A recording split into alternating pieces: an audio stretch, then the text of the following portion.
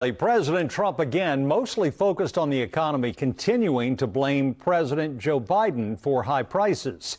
He claimed his tariff policies are a success and also announced a check for service members. News 4 investigative reporter Tracee Wilkins joins us now live with details. Tracee?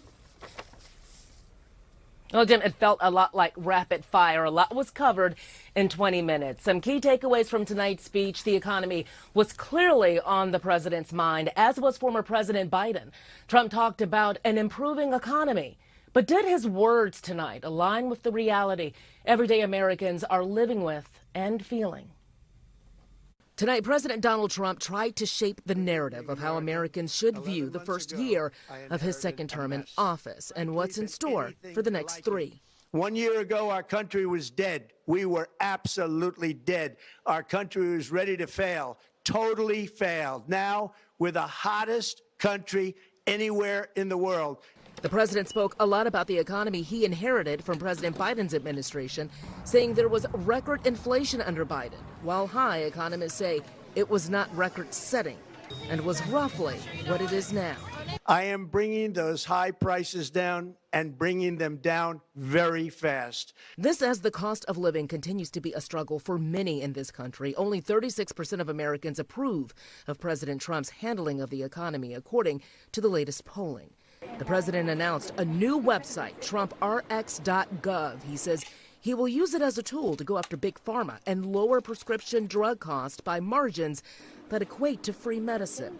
He also championed a Republican plan that aims to put money in health savings accounts. You, the people, are finally going to be getting great health care at a lower cost. For the military, he announced a $1,776 check that's going out to more than 1.4 million service members, calling it the Warrior Dividend, promising the checks were already in the mail. Democratic Senator Mark Kelly offered this reaction following the speech on MS Now. And he says this stuff is going to happen. There's no policy there. And I've kind of wondered, why is he so angry and desperate and defensive?